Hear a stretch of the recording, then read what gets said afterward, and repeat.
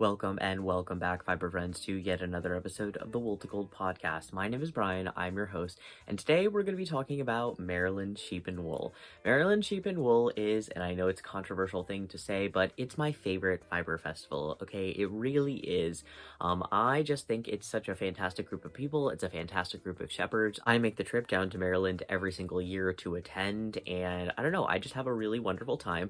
So this year I wanted to share my Maryland sheep and wool experiences with you guys, but I wanted to do it in a little bit more of an organized way. So this is the way we're going to do this. I'm going to give you two, yes, you heard it, two Maryland sheep and wool videos. So this video that you're seeing right now is going to be it's the Maryland sheep and wool haul video, okay? It's all of the things that I bought at Maryland sheep and wool. I'm going to be talking about, some of my plans with some of these things, why I bought them. I am going to be, highlighting the businesses that I love the most and giving them, their due praise, because I love to highlight businesses that are a good place to source fiber from, right? A lot of these are places that I have been returning to. There are some new favorites on the map this year as well that I haven't experienced before, but I adore the fiber that I got from them before even spinning it up. And I'll also show you guys the non-fiber things that I got. I did get a handful of non-wool things, and I'll show you those as well towards the end of the video. But then in addition to all of that, I am going to be posting a second video as well, where I'm going to be talking about the actual Maryland sheep and wool experience. So what I did all day, if I had fun. Newsflash, the answer is yes, I have fun every year. I really, really love Maryland sheep and wool. I'm going to be sharing actual footage of the festival that I took, and I'm going to be talking about the fleeces that I bought and actually showing off the fleeces. So the reason that I'm breaking up the videos this way is just because I don't want them to be too long, and I want them to be sort of easy to reference, right? So if you really just want to see oh, I'm looking for fiber business recommendations and hand dyers that are trusty or natural dye sources or whatever, whatever you're watching me for, you can kind of jump to those really easily and you can look through them. And then if you are, more focused on processing and washing fleeces, you want to hear about the festival, or you just want to sort of understand the setup, right? I think the first time going to any big festival can be a little anxiety ridden, at least for me, right? I get anxious about super new or very novel experiences. And I've been going to Maryland sheep and wool for a few years, so I don't get that anxiety anymore. But I remember doing a lot of research beforehand and watching a lot of videos where people talked about what it was like, tips and tricks. I am going to give you my tips, okay? And a lot of my tips, people could have used them this year. I'm not going to spoil some of the things that happened at Maryland sheep and wool this year, but if you were there, you know what happened at the end of Saturday, and why you should listen to those of us who have gone multiple years in a row and advise you to bring multiple pairs of socks, changes of clothes. You just never know what's going to happen at Maryland sheep and wool. You really don't. But it's a wonderful festival. It is rain or shine. If you're not familiar with it or familiar with fiber festivals in general, it's kind of exactly what it sounds like. It's a yarn festival, a knitting, crochet, weaving, anything that you can do with yarn and fiber felting. There continues to be a lot of really interesting needle felting businesses out there, and wet felting. I am a fan of wet felting. I think it's really fun. And yeah, I don't know, it encompasses all of these different fiber arts. You can get all of the materials and books and just all sorts of things under one roof. You get to talk to a lot of the people who are most passionate about these things, who can give you more information about things that you might have questions about. And you also get to interact with the sheep, which is one of my favorite parts of the festival. But obviously, in addition to getting to pet lots of sheep and take pictures with sheep and meet the shepherds, which really is one of the most wonderful parts of the festival. So if you are first clicking on this video, I don't want you to get the idea that Maryland sheep and wool is just about buying things, because it's not. It's about learning, it's about connecting with the shepherds. It's also about networking and building long-term connections, right? Because the same shepherds do not attend year after year. It is very expensive to attend Maryland sheep and wool. Even if you're not paying for an actual vendor booth area, it's still really expensive to attend, because if you have to get your cattle, or even just yourself, right? If you have to pay for a hotel for even just one person, it's a cost to travel to Maryland Sheep and Wool for a lot of people, and so a lot of people don't have the privilege of going every year, and so it's just an opportunity to really connect with the people that you want to know for whatever reason, right? There are certain people like myself who like to seek out rare breeds of sheep, and connecting with those shepherds now means that, you know, a year and a half from now, when I need to buy a lot more of that type of wool, I have somebody to like go to. So now that you have a general idea of what Maryland Sheep and Wool looks like, what the experience is like, and mind you, it's at Howard County Fairgrounds, which is very large, okay? So there's a lot to see, there's a lot to do, there's a lot to walk around. I feel like that first time you go, every corner you turn around, there's just another building filled with interesting things to see. But again, we're going to be focusing on this video on the things that I bought. And I do want to give one last disclosure before we start and say that I do try to buy seasonally when it comes to fiber and yarn, all of those types of things. And what I mean by that is I do try to, and this is a general rule, okay? I have said many times on this channel, I'm not a purist, okay?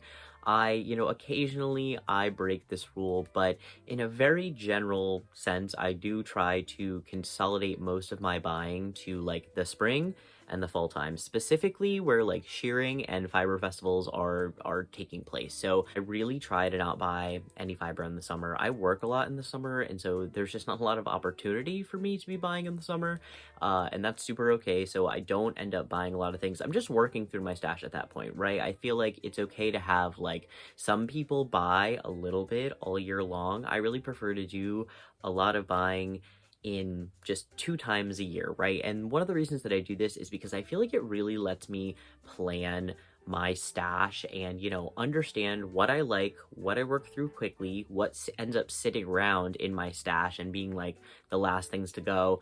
And then I buy accordingly, right? I buy according to that data and what I'm interested in and what is reflected in what I'm actually spinning. By doing this, I just feel like my stash, when I do have stash, that stash always brings me joy. Like I don't feel guilt, or I don't feel like I don't feel as much like regret or lament over buying things, or things that maybe it takes me a little bit longer to get to, because I know that like I'm probably not going to buy a lot of fiber at all for a very long time after this, possibly until September, November, which is when that next sort of like shearing season, I should say September, October, November's a little late. That's when that next shearing season often takes place for sheep that need to be sheared twice a year. And that's also why I try to do a lot of my buying during those times, because I know that farmers have bills to pay during those months. And if I can be a part of like buying some of their fiber fresh off the sheep and alleviating that shearing bill for them more immediately so they can focus on other things, like happy to contribute. Yeah, and that's why I do it. That's my reasoning. So when you see all of these cool things that I bought, just keep that in mind, that like this is my stash for the next 6 months. This is all I'm going to be working on for the next 6 months. I've kind of been talking about with you guys about how I've worked through like most of my stash. So I think especially compared to like the average spinner, I was looking very stashless, frankly, before we left for Maryland Sheep and Wool. I have a lot of room for the things that I bought, which is really nice. It's always nice when I don't have to like completely reorganize. Like I have empty boxes and empty spaces. So let's start talking about all the things that I bought. All right, so I pulled out the booklet that they give you at the festival so that I can try to remember all the actual names of some of the shops that I went to, because some of the shops were stocking dyers that were not the same name as the shop, right? So this stuff that I'm going to be talking about is going to be from Susan's Fiber Shop LLC. Okay, there were a lot of braids that they had that I was really interested in, but I tried to not go like too crazy because I knew I had these lovely fossil fiber braids here, right? So I got these 2 braids. I'm pretty sure it's the same colorway, but it's just on different bases. Okay, so it's not the exact same colorway on 2 different bases, but they're similar looking.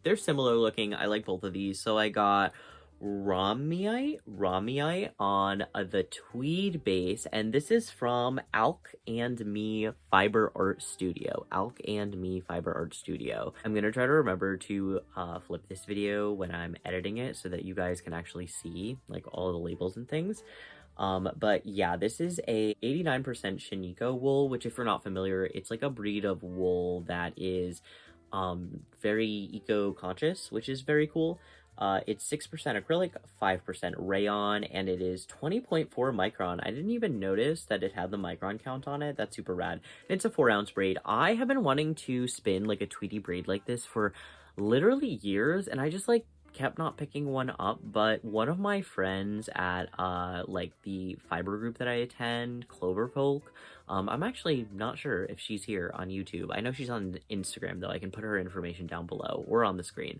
But she was spinning some tweed a few meetings back, and it just made me want to get something tweedy. And then I also got this braid. I said that I wasn't gonna get silk, but I did get some silk. It's Shiniko wool and mulberry silk on this one. Silk just makes colors really pop, and I don't know, it didn't look as drapey as some of the other silk braids, and I think that's why I probably picked it up. But this is the colorway Glessite, and I just love these really, really bright colors. I just think they're super duper fun. And then at the same place, I picked up stitch markers as well because I just needed more. And these were a bunch of fun bright colors, and Joanne does no more. So I don't really want to have to order stitch markers, so I bought some while I was there. Next up is the wool that I got from the Wool Garden. So honestly, this roving caught my eye, and I just wandered into the shop. I had never bought anything from the Wool Garden before, or even heard of them. However, this roving alone, like, first, look at these colors. I don't know, this screamed like I thought of Jackass Collective when I saw this green, and I just thought these were really fun and springy. This is exactly the kind of thing that I want to be spinning. And then I was looking at the label, because I pulled the label out, right? It's the Wool Garden. It says wool is processed on our environmentally conscious Central PA farm, homegrown fleece, hand spun yarn, original wool creations. This was $15. It's approximately 4 ounces, and it is a Border Leicester cross, and the color is pastel. I have Border Leicester fiber I really enjoy. I think it's really unique. The Border Leicester sheep is just like iconic too, and it took these colors really beautifully, and I just really look forward to spinning like a long draw, maybe low twist 2-ply yarn with this. I'm not really sure what I'm gonna do with that yarn, but I'm definitely gonna be tempted to keep it because the colors are just really, really nice, and the fiber's really soft. While I was there, they were also running a sale on a few items, and I noticed that they had some caracal roving. So if you don't know about caracal, caracal is definitely a coarser fiber. I think just by looking kind of close, you can see like the hairy halo on this. Caracal fiber is coarse. It's super coarse. When I was buying it, she was like, you know, that's caracal, right? You know, it's really coarse. I know. I just want to use this, I think, as a backing for a felting project that I have been wanting to do since like last year. And caracal just felt so willingly, and it just takes color so well. And it is one of the heritage breeds, so when I see it, like, I like to support the breed. I also think the sheep, like, some people don't like the way they look, and they do look kind of goaty, but I don't know, I think they're sweet sheep. They're kind of nice. Like, I kind of like their temperament, if that makes any sense. And so yeah, I bought this caracal wool. I plan on using it for a felted project. Hopefully you guys will get to see me do that wet felting project sometime soon. I just haven't had, like, it is arguably one of the most like physically taxing things that I do in the wool studio. Like, it's more physically taxing than washing a fleece, like, by far. And so I've just kind of put it off, but maybe I'll do that sometime soon. That's what I'm going to use it for, though. Okay, so this is everything that I got at Puckerbush Farm. So Puckerbush Farm doesn't have like an online website or anything like that. They mostly attend like Maryland Sheep and Wool, New York Sheep and Wool.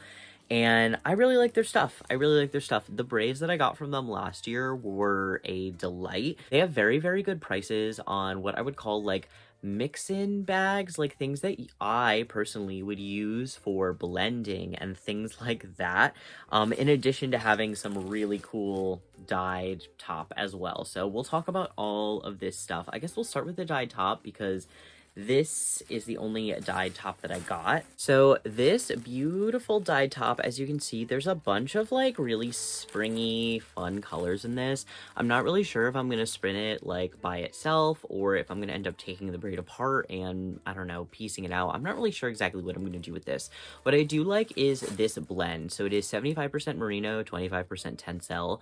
I really like tencel. It really adds a nice shine to things, and it really adds to the longevity of something if you are spinning like a sock yarn or something like that. And again, I just thought there was a lot of really fun, nice colors in this, and I thought a lot of them were pretty, and I don't know, I think I'm gonna put this to good use. I might end up blending it, I might end up spinning it in some kind of like fractal fashion, not really sure yet. I just thought it was pretty. I also got silk, lots and lots of silk that I can blend into other things. So I got this beautiful sari silk here.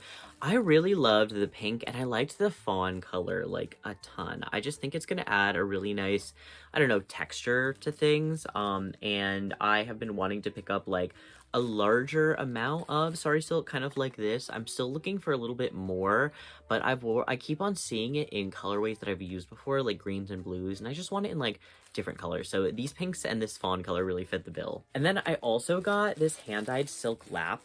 I think this whole bag is just so pretty. Like all of the colors in it are so nice, and I really look forward to adding this to, again, something. I think when I go to process the fleeces, I should say, that I bought at Maryland Sheep and Wool, I think that this silk lap might end up being part of it. And then I'm not going to open up these bags, but as you can see, this is essentially just a big bags of a mix of like mill ends and art yarn add-in bits and silks and just lots of different stuff, right?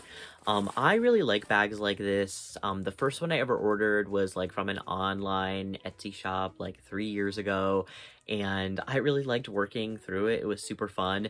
Since then, I found like other types of like spinners and dyers and things that provide bags like this that I like the variety a little bit more, and Puckerbush Farms is one of the ones that like the whole bag, I just end up using almost all of it. There's almost never like a miss in terms of the things mixed in. It's like those, you know, those TikTok videos of the people who open the like jewelry vases that you see at the thrift store.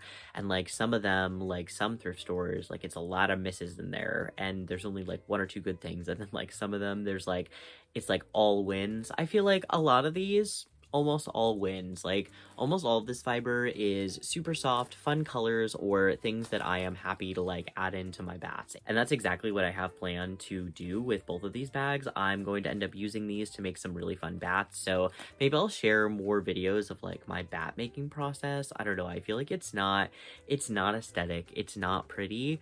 But I have a lot of fun doing it, so maybe that would be something you guys would want to see. And then I do think this is the only thing that I bought that I don't remember exactly where I bought it from. Well, I do. Okay, so if you have any guidance, I was looking at the actual map of Maryland Sheep and Wool, and I know that I either bought it at the outside north vendors or the outside east vendors. I really think, though, it was the outside east vendors, and they were selling Navajo churro fiber. They had it in a few different colors. This is their roving, their white roving. This is from Bingo, as you can see. It's about 8 ounces. It was very affordable, and I have plans to do some natural dyeing with this. I kind of want to, I don't know, I want to dye up my own Navajo churro roving. I just think that would be fun, and I think Navajo churro is a really fun spin, and so I wanted to pick some up, and that's my plans for this one. Moving on from the fiber, I had no idea that Ply Magazine was going to be at Maryland Sheep and Wool this year. So not only did I get to pick up a copy of Hue and a copy of Goat, which are obviously these 2 issues of Ply Magazine, I also got JC Boggs herself to sign my magazine, which is so freaking cool. I got to meet her, we got to take a picture together. Maybe I'll insert that picture here like a big old dork. It was just really cool to meet somebody that I consider like a massive inspiration, definitely like one of my heroes and people I look up to in the spinning world, and that was just really cool, really awesome to get to chat with her. I don't know, this like made my day. After this, I was just like beaming like a big goofball all day after that. It was just so cool to get to meet her and see her in person, and also just like browse a bunch of copies of Ply. Seeing them all there, I was really tempted to buy more than just these, but for now, these are the ones that I picked up. This one is not for the fiber business in any way, shape, or form. These are just for me. I bought socks. I know that's not exciting, but I thought these were really groovy. I thought the colors were awesome. I really like the blend on it. It's cotton and silk, and there is like a little bit of spandex in there for a little stretch as well. But they're from Phoenix Fiber Mill. Yeah, and I don't know, I just like the colors, and I needed new socks, and I don't know, I'm curious to see how the silk, like, if it makes them hold up longer, if it will keep my feet cool. Like, I'm curious about it, and so I wanted to pick these up. Okay, exciting finds, fiber friends. So I was looking through, this is the last little bag of things that I got from Maryland Sheep and Wool that I'm going to show you. Well, there's one little bonus at the end, but I'll share that in a moment. But the Navajo Churro fiber was from Walks Far Acres. Navajo Churro Sheep and Wool, the Cell family. Their little card was in my bag, thank God, because I really couldn't remember, but I want to put their information out there. One of the little things that I got as a gift for somebody else, specifically my mom for Mother's Day, she borrowed my shawl pin like a few weeks back, and she really, really loved it. So I wanted to get her, in addition to, I also got her AirPods for Mother's Day because she has been using like the off-brand ones and complaining that they just like don't work really well. And she's been going to the gym more, so I got her the AirPods. But in addition to that, I wanted to get her like a mix of like brooch pins and things like that. And this is one of the ones that I got her at Maryland Sheep and Wool. So it's a gilded honey locust brooch. It's gilded with 23 karat gold leaf. And it says that the honey locust tree is a deciduous tree in central North America. The legumes that grow on the honey locust tree have a sweet edible pulp and can be used to brew beer. I did not know that. Honey locust thorns begin green and soft, but turn red and hard enough to be used as nails. They average 3 to 10 centimeters, but can grow as long as 20 centimeters long, and extracts from the tree have been used to treat rheumatoid arthritis. This work is by Danielle Craven-Slasky. I actually met her at the booth. She was wonderful. She actually said she watched my channel, so hello, thank you so much. I still think my mom is gonna love this. This is so wonderful. And I think it's Amu Blue. Again, we're gonna flip this video so you guys can actually read this, but here it is. I just think it's the most like beautiful, dainty, cute little shawl pin, and I don't know, I think it'll be a great addition to her collection and just a great little option for Mother's Day. Okay, and call me a certified liar because I actually don't have information for at least one of the items, but this is the actual item that I don't have information for about who I bought it from. So I bought it in the Home Arts building. Okay, I know I bought it in the Home Arts building, but when I look at the list of vendors on here and the ones that are listed under Woodcrafts, no one is listed as being in the Home Arts building. So this is where I bought it. I bought it with a lot of like the other like food items and things like that, and that's where I paid for it as well. The guy was making like cutting boards and things like that. That was like mostly what he was selling, but he also had these delightful little sheep clocks, and I had to have it. I just thought, I don't have a clock in my room besides like my phone, and I just thought, it's so cute, it's so precious. Like, I know it's a little goofy, but I really love him. I couldn't leave him there. I needed to bring him home. He just looks like a proper little like square show sheep too. I just think he's so precious. Yeah, I love this little clock. And of course, it wouldn't be a trip to Maryland Sheep and Wool without a stop for natural dyes, and I did go to one of my favorites, TF Woodcrafts. So I did stock up on some stuff that I've gotten before, and I did get some new stuff. So I got more logwood again because the purple and even like the navy bluish hues that you can get with logwood are just stunning, and I needed more. I was completely out. I did buy some more indigo because I have some really like crazy dreams of doing some wild indigo dyes this summer. I already have a little bit of indigo, but a little more can't hurt, you know. There might be a fail or two before we get it right. I did get more lac. This is one that I've gotten in the past, and it's just really fun and easy to use, and I miss the like really crazy bright reds that I could get with the lac as opposed to like the maroons that I feel like I'm getting with the cochineal. And so I wanted to pick some of this up as well because I want to do more orange, which brings me to this bad boy, this safflower that I picked up. I need it for yellows. So this is going to bring some really beautiful bright yellows. I know I have some other things in my natural dye stash already that make yellows, but I don't know, I'm thinking of doing like greens as well, because I hope that my indigos go well enough that maybe I can over dye some yellows and get some really bright greens. I have lofty natural dyeing dreams this summer, obviously, but you guys will be brought along the way for that as well. And I did just want to mention, one of the reasons that I go to TF Woodcrafts for my natural dyes is because they were the first person that I talked to about natural dyeing, and they really steered me in the right direction in terms of like picking an easy first natural dye so that I wasn't so intimidated or like distraught or bummed out by a not success on my first try that I like didn't try again. Really appreciated that advice. The owner really pushed me towards logwood and lac as my first natural dyes, and clearly they got me hooked, because now I've been doing it for a few years now, which is crazy because I always said I wasn't going to be a dyer. But they always give you dyeing instructions with like a bunch of really good information on it about prepping the wool and how to use certain things and like extractions and things like that if you do end up getting a dye that needs to be like extracted via alcohol or something like that. And unfortunately, I'm a liar in many ways, because I actually forgot about one of the items that I did buy at Maryland Sheep and Wool that I didn't put in a bag, because you're about to see, it doesn't fit in a bag. It's too heavy for a bag. Yes, I finally invested in a whole gallon of Unicorn Power Scour, okay? Full disclosure, I got this bottle like not that long ago, and I'm burning through it. I feel like I'm washing more fleece now than I ever have before. And this is the economy size, okay? Well, it's one of the economy sizes. I was actually looking, I didn't even realize, okay, I bought this from Clemens and Clemens. I didn't even realize they sell a 5-gallon option. 5 gallons. There was a time where I was like, this is so much soap. It's gonna take me forever to get through all this soap. This is my like 3rd bottle of Unicorn Power Scour, and I'm going through this one at an alarming speed. Okay, and just for context, you don't need a lot of Unicorn Power Scour to get the job done. That's why I like it so much, because it's so efficient and it really does a great job of cleaning a fleece. Okay, that being said, it was time for the big boy. And I don't know, I felt so proud and so good going up and buying the like gallon size. I don't know. This feels like a big professional step for me. All right, and for the actual very last thing that I bought at Maryland Sheep and Wool, I am going to give, like, I'm gonna give you a warning. I'm gonna give you a little trigger warning now, okay? I'm gonna show you some bones.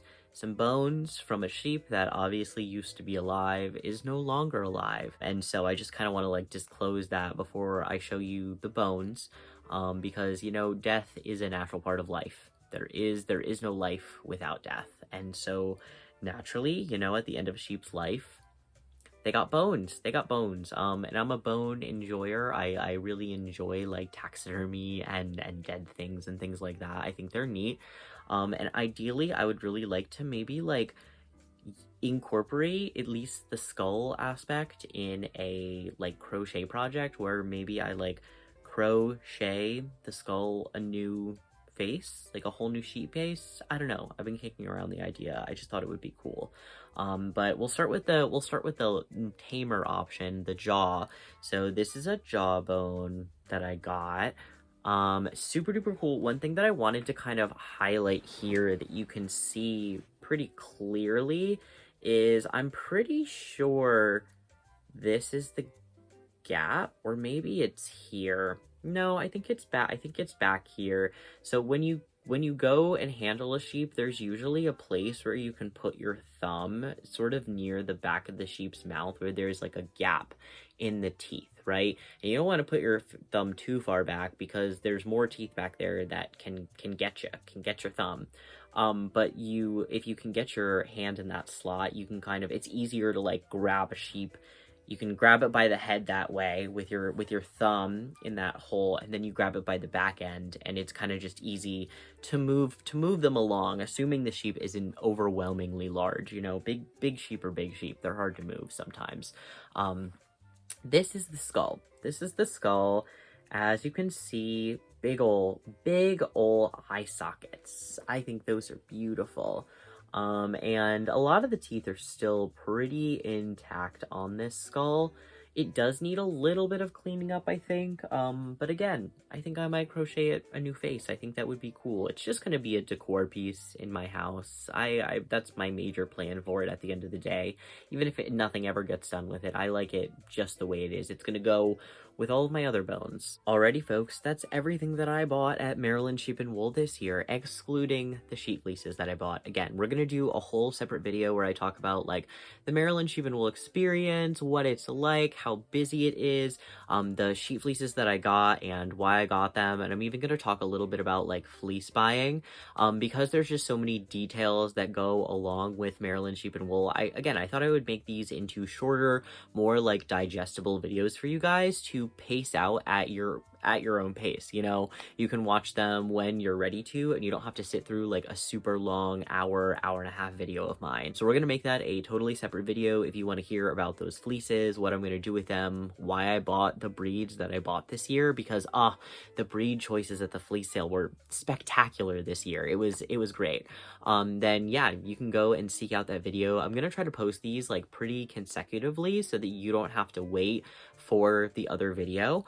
In fact, I might end up posting them together. Got this far in the video, tell me which of them you watched first. If you watched the haul video first, if this one was suggested to you first, or if you watched the other video about my fleeces and the actual Maryland Sheep and Wool experience first. Alrighty, as always, fiber friends, thank you so much for watching. Don't forget to like and subscribe if you like this kind of content. If you're a spinner, a fiber artist, an aspiring fiber artist, someone who is just admiring from afar, okay, I'll warn you, that's exactly how it starts. That's exactly how it starts. I used to just watch a lot of spinners online, and then all of a sudden I owned 2 spinning wheels and had like 4 fleeces in my collection and no idea what I was doing. So just be careful out there because it happens faster than you can think. Anyway, folks, thanks again for watching, and I'll see you on the next episode of the Wool to Gold podcast.